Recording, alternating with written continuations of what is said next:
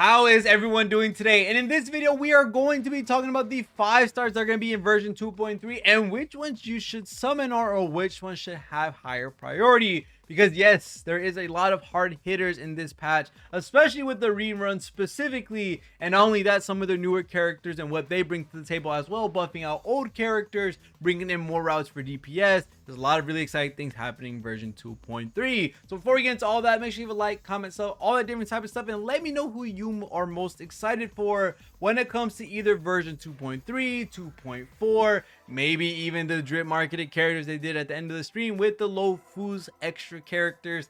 There's just so much, and I mean so much, that we have planned for Starro. I cannot wait. But let's go ahead and start talking about our first character, which is Firefly, which is going to be fire destruction, and she is going to be our next break DPS that is going to incentivize you using super break, breaking the enemies, all that different type of stuff. And she's gonna have multiple ways to implant fire, which they highly specified when it came to her using her technique. With her being an ultimate, her skill gives everyone a fire implant. There's a lot of different routes that she has that's able to allow her to be able to force that fire implant onto enemies, making it so that it's super easy to break them, and then start abusing super break with someone like Harmony MC, having the toughness reduction with Ruan Mei. There's a lot of different avenues when it comes to having Firefly on the team, and she looks to be a little bit more, I guess you could say, in a better spot than Boohill, just because she has that AoE capability. She can deal with multiple enemies at the same time. She may not have as much damage as Boohill when it comes to a single enemy, but when it comes to clearing out waves of enemies or adjacent enemies, Firefly is definitely going to be putting in some work. And with her being an ultimate, which is similar to Robin's in a form or fashion, where her concerto, I think, state moves up as the action line moves up, her in her Sam ult is going to have that same function, but she's still able to move. So you're trying to get as many turns as possible while you're waiting for that combustion state to end. So overall, it's going to be a really exciting, I could say, gameplay that we're going to be playing around with when it comes to Firefly. Probably playing around with some advanced forward units, probably playing around with some other characters, but we would definitely be showcasing that off whenever we get the chance to showcase her. But overall, Firefly looks like a super strong unit, especially adding on to this newly developed break effect meta, which we are seeing that we are slowly and steadily turning into when it comes to having characters like HMC release. We had Ruan Mei forever ago, and now we also have Boohill, who was kind of the pioneer for the damage dealers, and then now Firefly. So we are in a really cool moment in time when it comes to developing a new meta and also buffing out brand new units. And to talk about the next character that is on the same half, and I think should take a crazy amount of priority for a lot of people's Jades, and I think a lot of people already know this, is going to be Ruan Mei. Ruan Mei is Ruan Mei. I don't think I can say any more than that, because we all know that she is one of, by far, the best supports in the game when it comes to being an overall amazing general support, helping out with the toughness reduction, helping out with the delay, helping out with the penetration, helping out with the damage. There's a lot of crap that Ruan Mei can do that allows her to be on basically every team. There's been so many teams that love having Ruan Mei on the team, and now that break effect is its own meta, break effect has its own DPS, own style of team, Ruan Mei has finally found her actual niche. And with her rerunning right now alongside Firefly, which is honestly a painful sight for a lot of players that wanted Firefly but also needed Ruan Mei, and I'm 100% sure these two are going to be a match made in heaven, specifically looking at how, of course, the toughness reduction is going to work, adding break onto all allies, penetration, damage bonus, yeah, you name it. Ruan Mei has it, and Firefly can benefit from it. There's just so many good things coming from this pair, and especially devastating first half for the first half of the patch. And I do want to specify that I'm not gonna lie, I think Ruan Mei is in that territory where she's becoming almost a must pull, just because when you think about it as a free-to-play player and you look at the support that you may have or you want to get, Ruan Mei can be put on every team. It's not every team that you can throw Robin on, although it will work and may put out some really good results. The amount of value that you get from Ruan Mei when it comes to sustainability that she's able to provide with her delay, with the damage boost she gets from her talent, and all the things included with her ultimate, from the break effect boost that she's helping out with the break effect characters and super break characters that we're seeing coming into the game. We have zero idea if they're going to continue this trend after Panakani. We're going to have to see, but overall, she has just overall gained way more value as time has gone by than any other support at the current moment. Sparkle still has her niche, Robin has her niche, but we can all agree that Ruan Mei can be put anywhere and she will thrive and make that team look absolutely amazing under any circumstances. So Ruan Mei definitely is in that high priority list when it comes to a rerun character or a character to grab overall. And then going into the next character, we are going to be seeing Jade, who is going to be buffing out an old homie of mine, and that is going to be Blade. Because when she uses her skill, she will be able to not only give them more speed, which is going to help them out act more, but she's also able to drain HP from those who attack with her buff.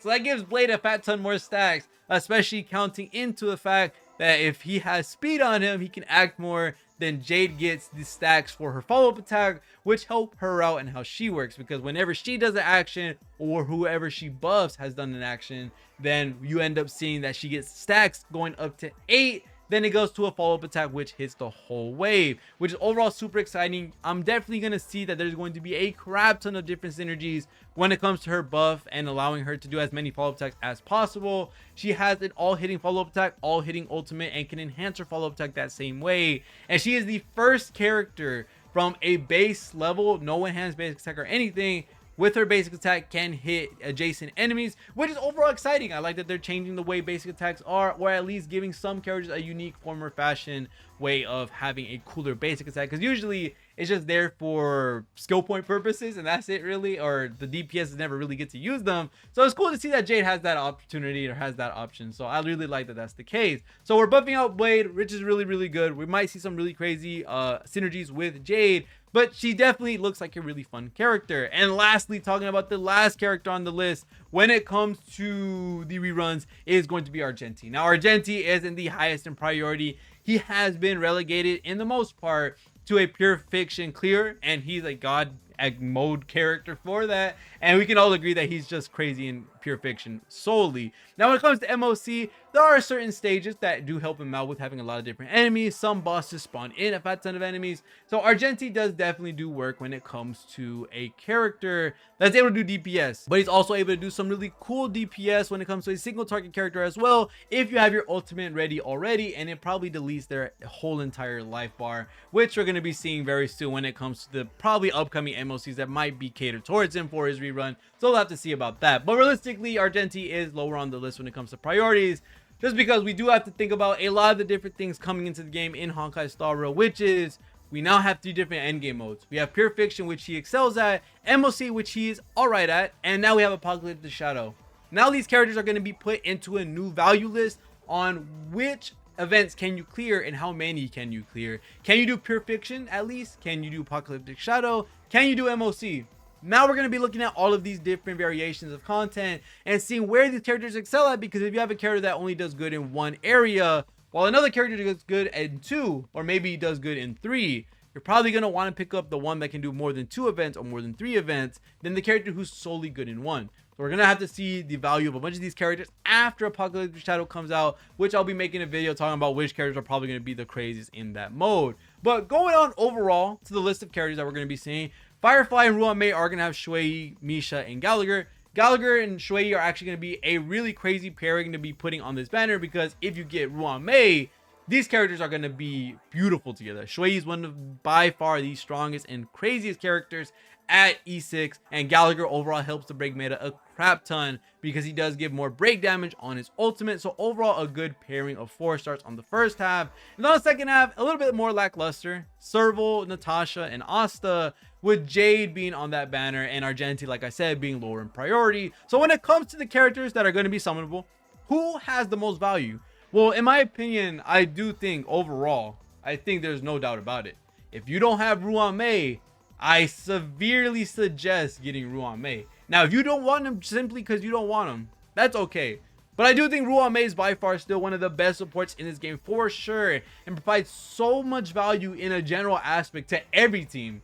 And also when you're looking into these break effect characters like Boohill, like Firefly, and whatever else comes in the future, because it looks like they do want to push this to have its own archetype, just like the follow-up tech team, just like the dot team, and now we're looking into break effect. Ruan Mei is going to be the king at that for the moment, and I think forever maybe, because getting a character as busted as Ruan Mei with delay, penetration, damage bonus, break effect boost, speed bonus, like you have everything under the sun when it comes to having Ruan Mei on the team. So I would highly suggest picking up Ruan Mei if you haven't already, because God knows how long it'll take for her to come back. Firefly looks to be the next best option, with her being a crazy break effect character, specifically with how many ways she has to implant weakness. She has AoE, she has ways to reduce damage taken, she has a way to heal herself.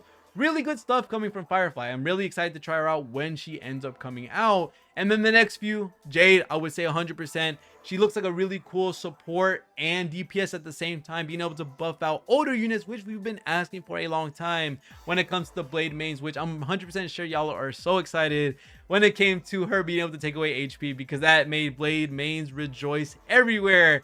And then Argenti is a lot lower on the list. Some people may want him for his character alone or to help out with pure fiction, which is honestly understandable. But we're definitely gonna have to see. Maybe Jade can fill in that spot. We're gonna definitely have to see if that's the case. We're gonna have to see if Argenti can still hold the test of time with Apocalyptic Shadow being into the rotation of all of these endgame modes. So there's just so much to talk about, so much to look at. We are going to be looking at every single one of these characters in depth in the next few videos when it comes to Firefly and Jade, and also talking about Ruan Mei rerun. And I don't know how I'm going to be structuring that video, because I usually say, is it worth pulling? I think it's going to be more like a, you kinda need to pull her. But other than that, thank you guys so much for watching all the way to the end of the video. Let me know what you think when it comes to the 5 stars coming in version 2.3 and who you are going to summon for. I can't wait for Firefly. I swear, this is by far one of my most anticipated characters. But other than that, thank you guys so much for watching. See you on the next one. And peace.